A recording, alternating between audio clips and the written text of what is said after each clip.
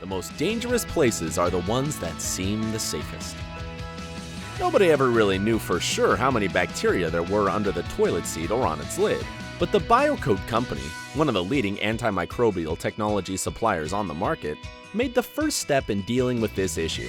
Specialists there decided to swab all the surfaces in an office restroom that had gotten good use over one working day. And the results were shocking. First off, they found over 50,000 different microorganisms in a restroom that looked otherwise clean. As for the most contaminated object in the room, it wasn't the toilet. They found the most germs around the sink. That's probably because sinks aren't cleaned as thoroughly as toilets are. Scientists from the University of Arizona also came to the same conclusion. Only 19% of all bacteria in bathrooms can be found on and in the toilet itself.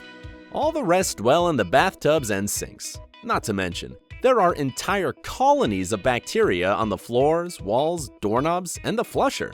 A shocking 62% of the bathroom floors that underwent the researchers' careful scrutiny were contaminated with dangerous bacteria, Staphylococcus, Salmonella, Shigellosis, and Serratia marchensis being the most common.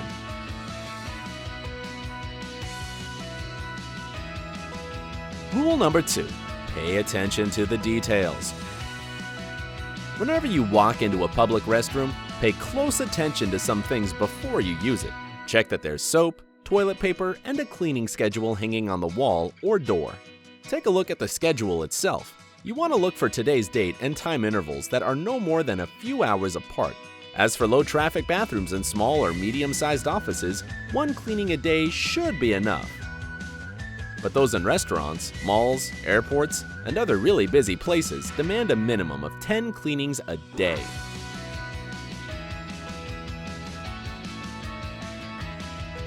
Rule number 3.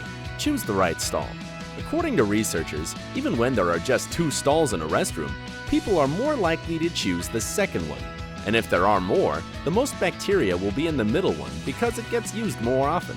Perhaps we're simply making sure to have a neighbor just in case we need to ask for TP. Whatever the case, if you're worried about bacteria, go for the first stall. Statistically speaking, fewer people have been there, so it'll be cleaner.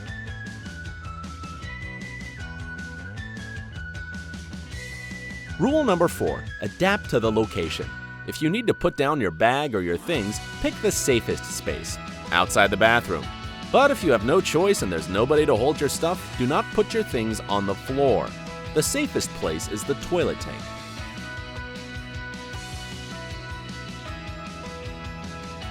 Rule number 5. Sit correctly. Believe it or not, we haven't always used toilets to do our business. And the ones that we know and use today are a relatively new design. But this 90-degree position we have to sit in when we use one is absolutely unnatural when it comes to going number 2. It causes tension and strain and can lead to constipation and hemorrhoids. Plus, some doctors consider it a potential cause of appendicitis, inflammatory bowel disease, and even heart attacks. As for the 35-degree position, it's much more innate and allows everything to take its natural course. It's not only normal in the wild, it's also common among a lot of cultures around the world. An additional advantage of this position is a nice thigh workout. So if you're in a rush and away from your home bowl, it's better to sit in the 35-degree position to avoid any injuries. Just remember though, that not all places allow visitors to stand on the seats. So if you are in one of these restrooms, just squat over the toilet and try not to touch the seat.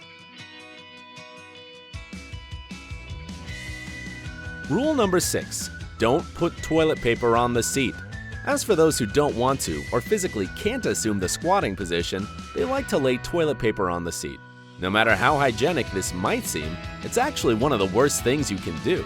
Despite what most people believe, lining the seat with toilet paper, or even with one of those fancy paper covers, still exposes you to tons of bacteria and germs.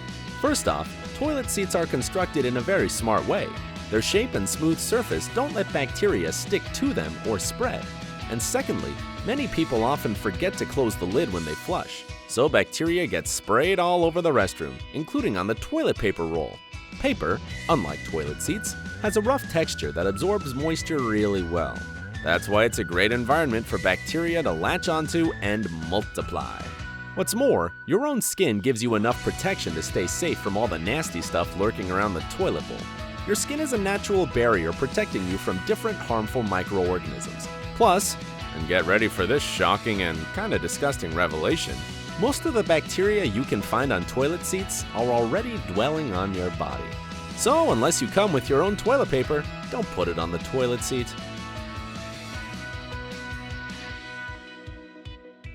Rule number 7. Exit gracefully. When you're done, you need to leave the bathroom correctly. Close the toilet lid right after you stand up and flush the water only after you close the lid.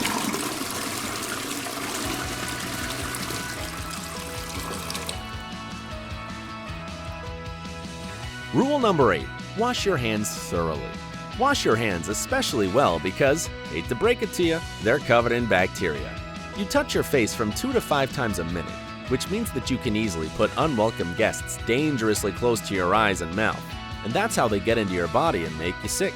So anytime you use the bathroom, try not to touch your face after you do your business, and before you wash all those bacteria away. Some people even like to wash their hands before they use the bathroom. Start by rinsing your hands with warm or hot water. Thoroughly lather them up with soap and rub them together for at least 20 to 30 seconds. Focus on the areas under the nails and between the fingers. After you rinse off the soap, dry your hands, preferably with paper towels. And that's because those electric hand dryers can blow the germs back on your recently washed hands. Once your hands are nice and clean, leave the restroom without touching any surfaces, including the door handle. Use your hips, feet, elbows, or any other covered body part. Just consider it a fun and necessary challenge. Bonus time!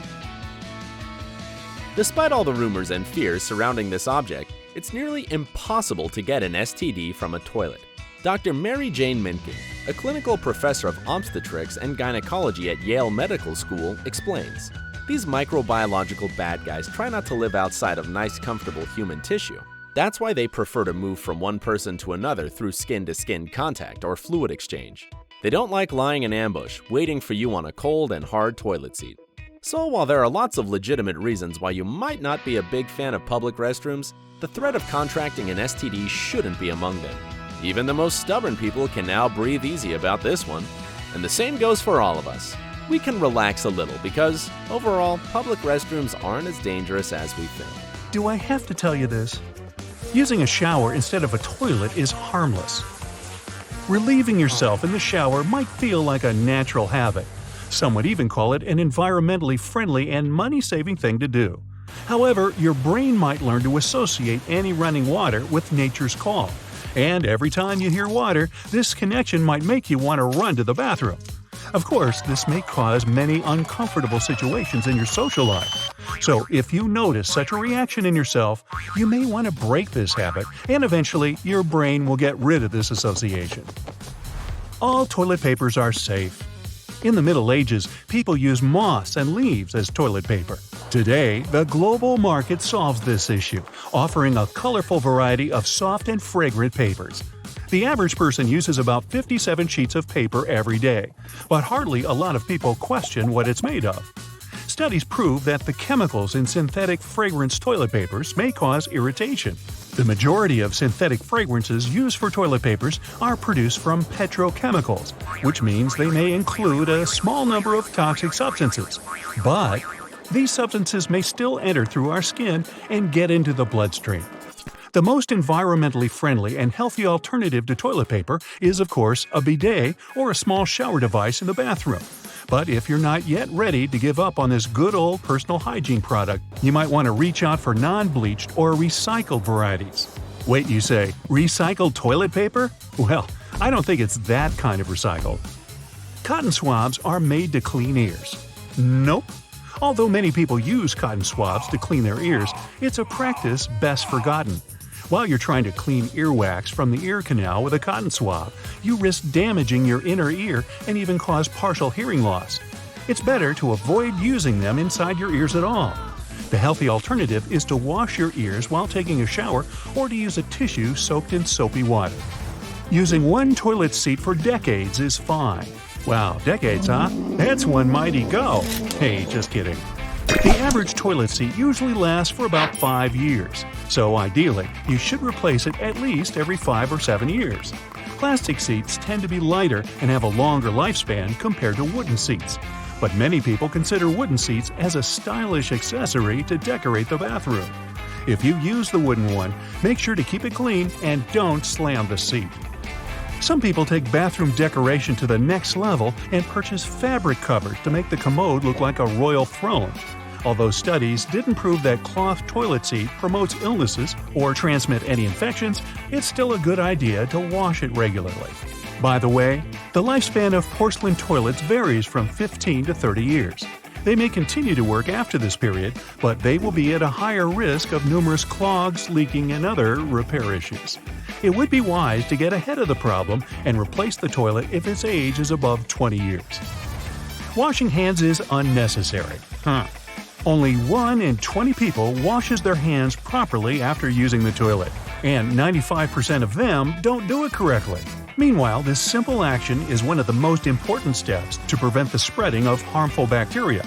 However, we're usually in a rush when it comes to washing hands after the toilet, so we don't actually get rid of all the nasty stuff on our fingers. Ideally, people are supposed to scrub their hands for at least 20 seconds. Another piece of advice is to stay away from the toilet door handles until your hands are clean. If you touch the door handle with dirty hands, don't forget to clean it with antiseptic. Ew. Cleaning the bathroom once a year is okay. You believe that? Well, that sound you hear is the siren of the bathroom police coming to arrest you. Okay, maybe not you. The bathroom is one of the most used rooms in our home, but it's also home for lots and lots of germs. E. coli bacteria can be found all over the bathtub and the sink if they're not washed properly. Experts recommend cleaning the bathtub, shower, toilet, and sink at least once a week. And don't forget to use rubber gloves, a scrub sponge, and toilet cleaner. If you don't want to use expensive chemicals, vinegar and baking soda do a great job of cleaning and disinfecting too. Air fresheners make the air cleaner. Lemons, pomegranates, and cloves were used as the first natural toilet fresheners. Today, whether you want your toilet to smell like a sea breeze, lavender field, or a cherry blossom, you'll see plenty of choices on the shelves of supermarkets to satisfy your tastes. But over the past decade, scientists have been studying the effects of household chemicals on people's health and found that not all common air fresheners are actually safe for your health. A small content of toxic ingredients may cause a negative impact even if it's not immediately obvious. That's why it's recommended to ventilate your bathroom if you spray fragrances there. To clear your lungs after using an air freshener, you may want to take a brief walk outdoors or open a window and let the fresh air in. Experts recommend using natural ways to freshen up your home, like brewing aromatic herbs or purchasing a special diffuser that can efficiently remove the bad odor circulating in the air. And of course, the easiest way is to ventilate the bathroom regularly. Deodorant can be shared by several people. The seemingly harmless roll-on deodorant can put you at the risk of many skin problems when shared. Some deodorants destroy the odor-causing bacteria, so their antibacterial ingredients can provide some protection. But if you use organic deodorant, be careful. They just mask the smell and don't contain any powerful antibacterial ingredients. If you're using a roll-on antiperspirant, it's even worse because they don't destroy germs at all. So if you like to share a deodorant with your loved one, it would be wise to switch to spray. Every once in a while, we throw something down the toilet that doesn't really belong there. Are you guilty of this? Just admit it. Among the most unpleasant things that plumbers have discovered are plastic bottles, bricks, and even clothes. Of course, regular people like you and I won't try to get rid of their things in this barbaric way. But who would have thought that even the most harmless things like dental floss or toilet paper could end up clogging a pipe? Before we reveal the no-no list, don't miss your chance to join the global family of Brightsiders. Just click subscribe and ring the notification bell. Number 1. Toilet paper. Wait, what? Where's it supposed to go then? Well, there's a lot of debate over whether or not it's okay to throw toilet paper down the toilet. Most experts think that it doesn't do any harm if you live in a regular house or an apartment building. However, if there is a septic tank, you shouldn't throw anything down the toilet. To clarify, a septic tank is a type of sewage system that's especially popular in rural areas. It's an underground chamber that's not connected to a sewage system. In other words, what ends up in there is processed there. In different countries, people have different attitudes towards the problem of toilet paper disposal. Traveler Matt Kitson created an entire website where he tells you about the countries where you shouldn't do this. Some of the most popular tourist destinations where you aren't supposed to flush toilet paper usually have either an old sewage system, like Greece, Ireland, or some rural parts of Argentina, or cultural reasons as to why you can't dump that paper down the toilet. In Indonesia, Ethiopia, and the Maldives, it's more common to wash instead of wiping as the sewage system simply can't handle the paper. Things are changing in the Maldives now, and it's becoming a more and more popular tourist destination. One example of a faraway and exotic location that can boast great plumbing and water pressure is Australia. Number 2. Dental floss. Dental floss may seem harmless when it comes to dumping it down the toilet. However, it is made of fibrous material, which is why it can pile up inside pipes and form clogs. When you flush it, it turns into a net that can catch other, objects in the system. It can even wrap around the motor of your septic system and ruin it. Imagine all the costs you'd have to bear getting it fixed. Also, throwing dental floss down the toilet is not eco-friendly at all. Synthetic fiber doesn't decompose, and it harms the environment. Number 3. Chewing gum. Have you ever heard that it takes chewing gum 7 years to get out of your stomach after you swallow it? Well, that myth was debunked long ago, but there's definitely something to it. Chewing gum doesn't dissolve in water, and it can also stick to pipes and form a clog. This is why you should never get rid of gum this way. Don't stick it under your desk either. Wrap it in scrap paper or junk mail and toss it in the trash bin. Number 4. Fish. We aren't talking about your attempts to hide the evidence of your culinary disaster by getting rid of burnt salmon. It's all about the fish people keep as pets. No matter how well you take care of them, fish tend to get sick and eventually die. What's the most humane way to get rid of them according to many owners? It seems to be a really common situation that dead fish are thrown down the toilet. However, this is not a good idea at all, as the dead bodies can block the pipes. In Canada, the authorities have asked citizens not to throw live fish down the toilet because when they eventually reach a pond, they kill the local fish. The same situation is a big issue in Australia, where native fish become infected by exotic aquarium species that get into the water. Instead of flushing sick or dead fish, bury them in the compost heap or euthanize them at the vet's office. Number 5. Band-Aids. A regular Band-Aid that covers your battle wound so well is made of a lot of different things: fats, wax, rubber, and other ingredients.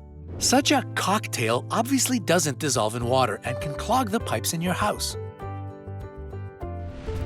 Number 6. Contact lenses. When we told you people dump all kinds of things down the toilet, we really meant all kinds of things, like contacts, for example. They might seem tiny and therefore harmless, but in fact, contact lenses are made of polymers that don't decompose for many years. Of course, a tiny lens probably won't block a pipe, but it will definitely harm the environment. Experts have calculated that every year more than 20 tons of contact lenses end up in the sewers, contaminating the water.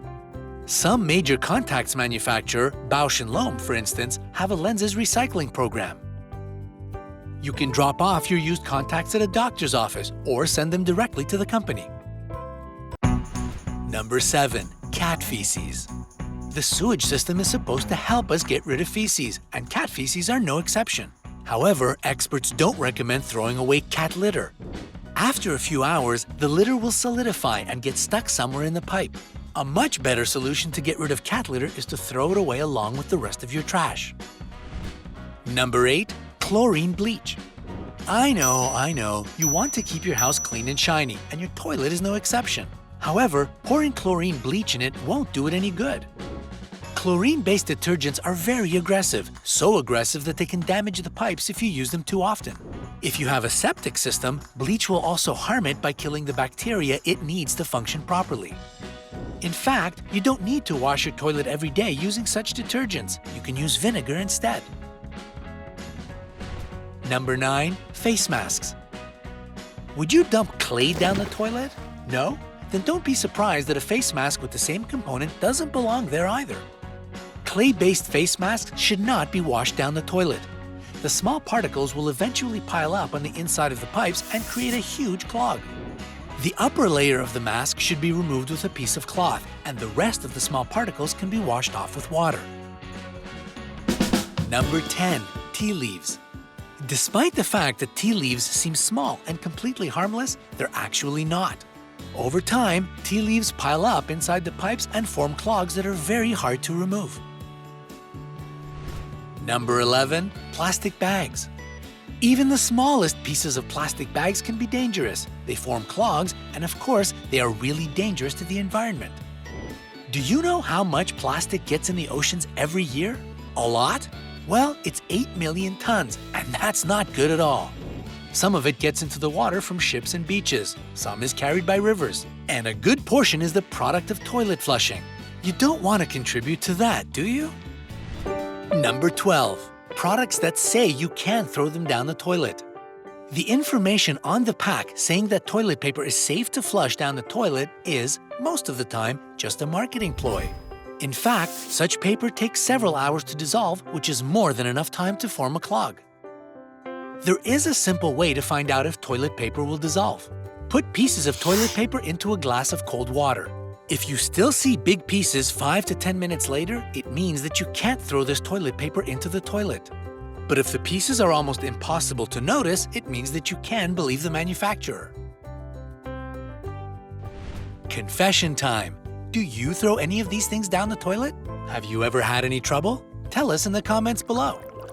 It's your personal sanctuary, your private concert stage, the place where all your most ingenious ideas and random thoughts pop into your head, and other things just pop out. I'm talking about the bathroom, also known as the restroom, lavatory, and for you engineers out there, it's the cubicle digestive elimination venue. Wait, you don't sing in the bathroom? You should try it. You sound great. Anyways, when it comes to what you're doing in there, are you making some of these most common sanitation mistakes? Number 1. Are you paying attention to your toothbrush? It's getting lonely. Well, not really. Your toothbrush is home to more than 10 million bacteria, including E. coli. This nasty germ can cause diarrhea and vomiting. That's why it's so important to rinse your toothbrush thoroughly after each use and buy a new one every 3 months. You can also soak it in an antiseptic once a week to disinfect it. Forget about those toothbrush caps, they only make it that much easier for bacteria to grow. And please don't keep it on the counter. You'll find out why later on, and trust me, it ain't pretty. Just store your toothbrush in the medicine cabinet. 2. When did you buy that loofah? You can't really get clean in the shower if you're rubbing germs all over your body. Yep, they dwell in your loofah too if you don't change it enough. It happens because dead skin cells get trapped in the sponge, and with all that steam from the shower, microorganisms start to multiply. You should throw away your loofah if it's older than 3 weeks. When you get a new one, don't forget to dry it thoroughly after each use.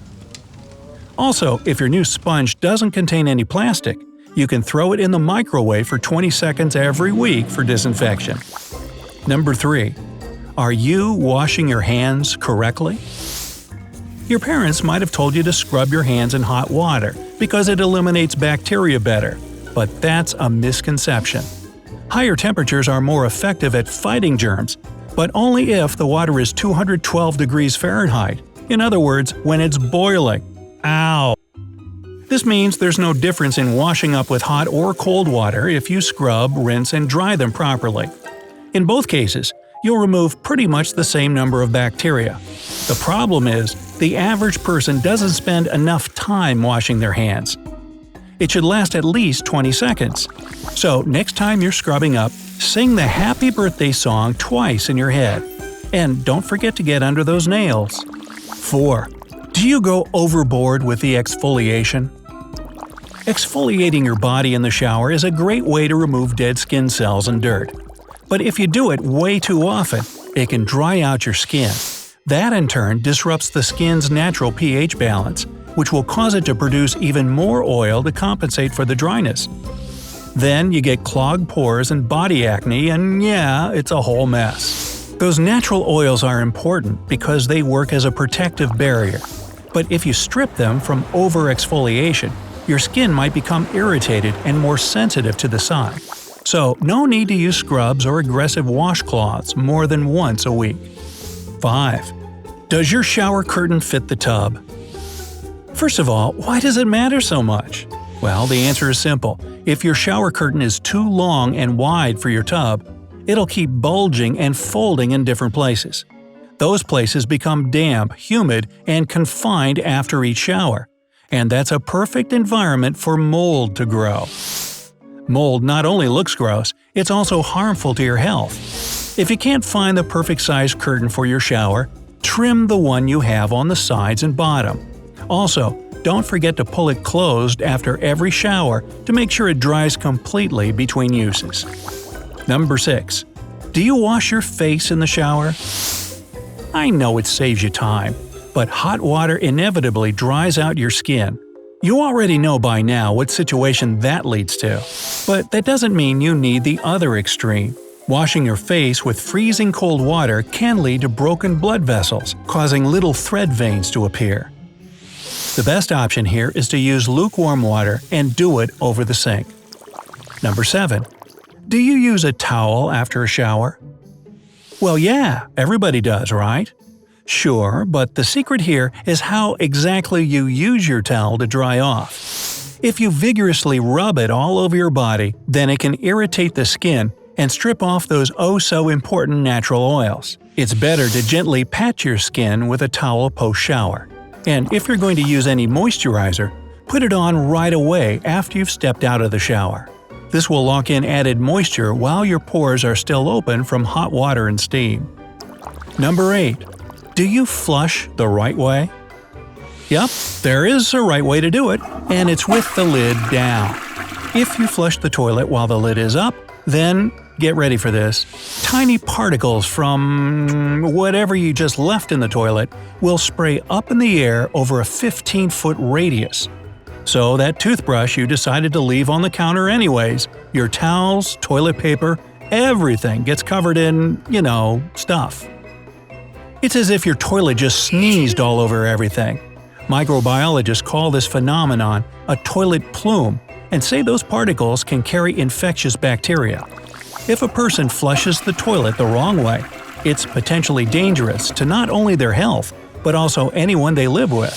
So do yourself and everyone else a favor by closing the lid before you flush. Number 9. Is your toilet brush clean enough? Like flushing, here's something most of us do without even thinking about it. You grab the toilet brush, clean around the bowl, and immediately put it back in the holder.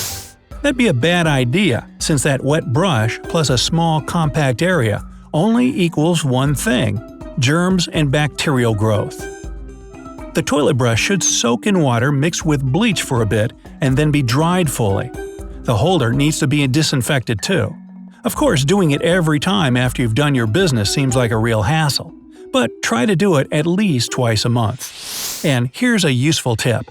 When you're done using it, place the handle of the brush under the seat with the head hanging over the bowl. That way, it can drip dry right into the water, but the seat will keep it from falling in. That's clever. Number 10. Do you wear shower shoes? No, I'm not talking about at the community pool or gym. You should wear some shower shoes even in your own bathroom. Many people wrongly believe that the dirtiest place in a bathroom is the toilet seat.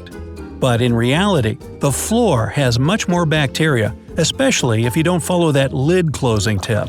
So in addition to scrubbing and disinfecting your floor frequently, don't walk on it barefoot. Number 11. Where do you keep your towels? Keeping them right there in the bathroom might seem like a great idea because it's so convenient. But the humid environment is what mold and mildew need to start growing, as you already know. And your fluffy towels, along with any other fabrics in the bathroom, aren't immune. Unless you want to pat fungus all over your body, you'll want to store your towels elsewhere. I'd also recommend ditching the towel you keep hanging near the shower. Remember, all those folds equal mold. And bring a clean one with you each time. Number 12. You using a medicine cabinet for medicine? This cabinet might be designed to hold all your medicine, supplements, band-aids, and whatnot. But don't let that fool you. Medicine works well not only if you follow the doctor's orders about its usage and dosage, but also if you store it in the right conditions. The heat and moisture in your bathroom can mess with its chemistry. Some pills might even go bad long before the expiration date. The best place to keep them is in your dresser drawer or a kitchen cabinet far away from a sink, stove, or any other hot appliances. There you go! Now you'll have room in the medicine cabinet for your toothbrush. 13. Are you making the most of your cleaning?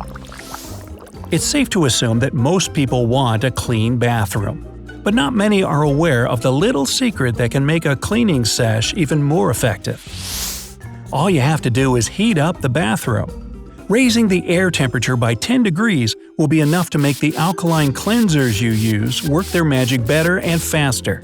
No need to blast the furnace or anything. Simply fill the tub with the hottest water you can get and wait for a few minutes. The steam from the water will help you make your bathroom sparkling clean, so you don't have to think twice about putting your bare bottom on that toilet seat.